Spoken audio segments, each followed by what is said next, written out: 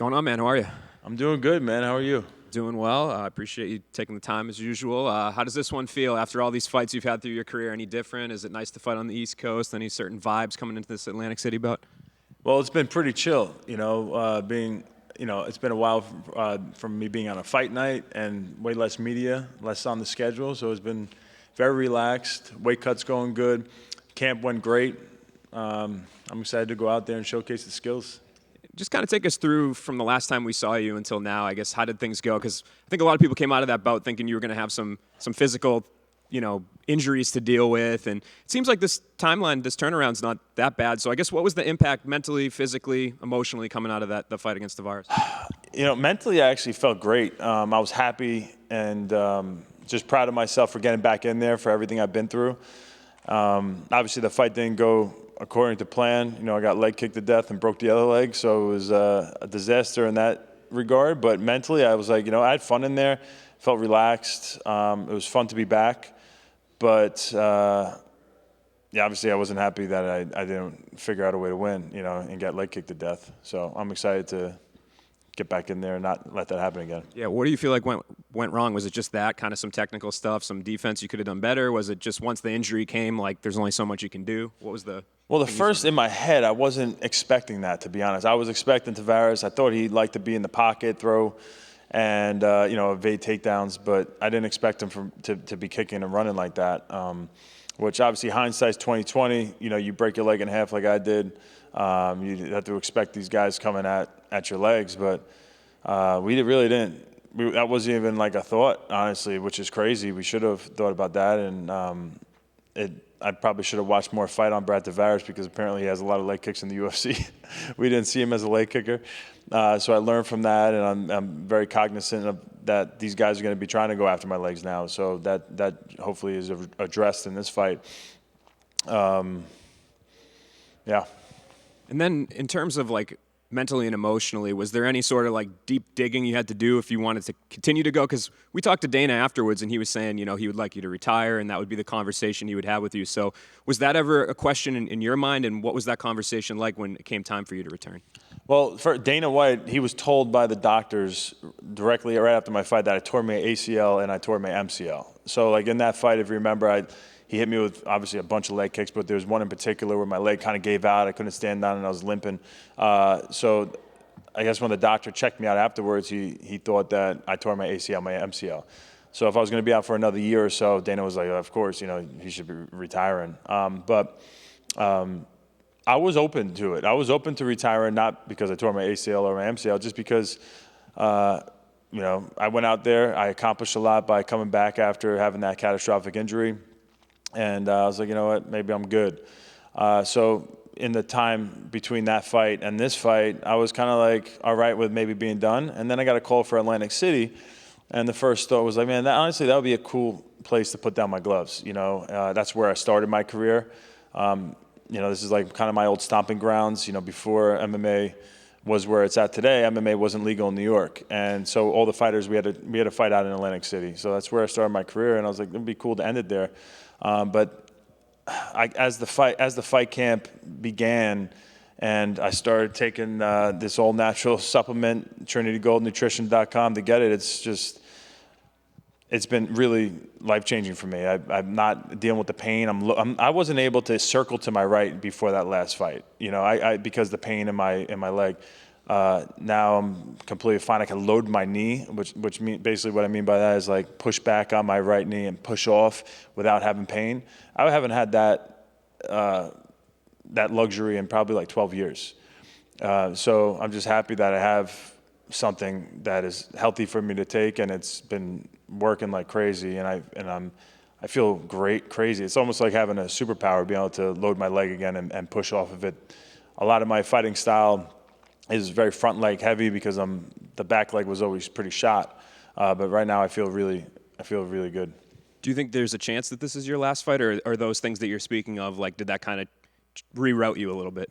Yeah, I feel motivated. During this training camp, I was very open-minded to being all right, let me read myself, see how I feel physically and also mentally. If there's something I still feel like I have things to offer, am I as good as I once was? Can I still evolve? And as the camp went on, man, I really think, like skill set wise still, and I think better than ever, if you take one skill at a time, I don't think there's really anybody in the UFC in any division that has the skills and stand up to wrestling and the jiu-jitsu like I have. If you put it all together and average it together, I think I'd be right on the top of the list. So I got to be able to put it together and perform, in the cage. But during the camp, I was looking world class, and yeah. We spoke to him a little while ago, and he was talking about how when he was a young fighter on the come-up with just a handful of pro bouts, he remembers watching you and Anderson when you beat him. He was working security, and so he's, you're somebody that's been on his radar for a while and inspired him. He called you a legend, I believe. So I know, you still have more fights to fight. As you said, you got goals, but is it cool to know, like, regardless of what happens from here on out, that you kind of do have that sort of impact on the sport that will always be there? Yeah, I'm very grateful for the career I've had and everything I've accomplished, but that doesn't give me like complacency. I still feel like I have more to offer and more to show.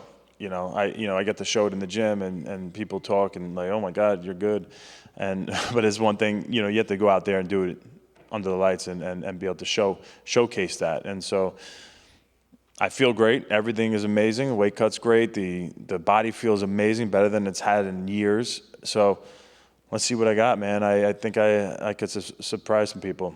And if I can't, we'll see. We'll take it from there. If I'm like, oh crap, maybe I'm not, performing the way I feel like I could, then I'll rewrite my story from there. But as far as now, I'm optimistic about the fight and the future. Thanks.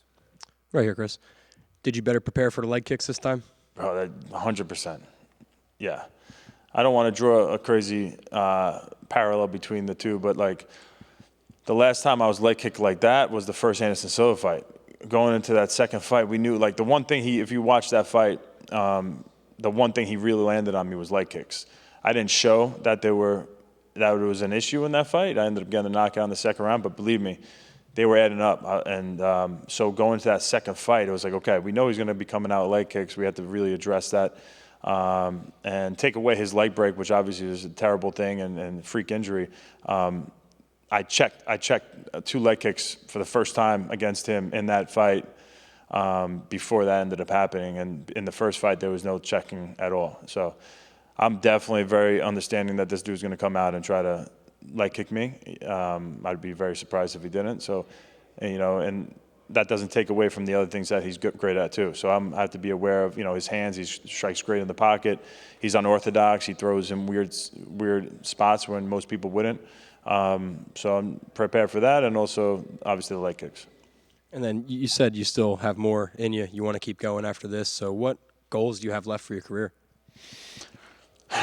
Really just one fight at a time, man. I just go out there and show my potential and what I still have to offer the game, and we'll see where it takes me. I think a win over Bruno Silva for me, because of what I've accomplished, brings me to some big fights, some fun fights, and so just got to get this win and go out there and do what I feel like I could do. And last one for me, no one touched on this, but you are a legend of the sport now, I would say. That being said, when you get to fight in front of any fans, I'm sure it's a loud pop, but New Jersey, New York, does that do something a little extra for you? Yeah, this is cool, man. My last one was in Boston, and Boston and New Yorkers don't really see eye to eye on a lot of things, especially when it comes to sports and athletes. And to get the love I did coming back from that injury, and to feel the crowd's energy when I came out, to my "Won't Back Down" Tom Petty song, it was really cool. People were singing and up on their feet. That was probably one of the highlights of that night for me, was just that whole walkout experience. So being in Jersey, where I started, closer to New York and Long Island, like I'm excited to feel to feel that love. And piggybacking off that question, there's been so many legendary fighters that have fought at Boardwalk Hall. What does it mean knowing you're going to be going through those doors and competing there as well? I mean, really cool. Yeah, it's a historic place. It's like one of the oldest arenas, I feel like, right? I could be making that up. I think someone said that. But, to fight in a historic place right here in Atlantic City. I think Atlantic City, ever since, really for me, what I've noticed, and not that I've talked to too many people who are like experts in it, but I seen the Atlantic City kind of fall to pieces a little bit when Hurricane Sandy hit. I don't know if it's fully recovered, so to be able to come back here and put on a fan for everyone out here, put on a show for everybody out here, for the fans, I think just help bring good energy to this place and get them back up on their feet too. Thank you so much. Hey, Chris, just one for me. You mentioned not watching too much film for the Tavares fight. Did you watch more film for this fight? I watched more film of Bruno Silva than I've had of any fighter I've ever fought, which is still probably less than most other fighters, but it was for me, it was a lot. Yeah. And I know you don't want to give away everything, but what have you come out of after looking at a lot of his previous fights and stuff like that? Well, he gets aggressive. He's been hit with a lot of good shots because he gets aggressive.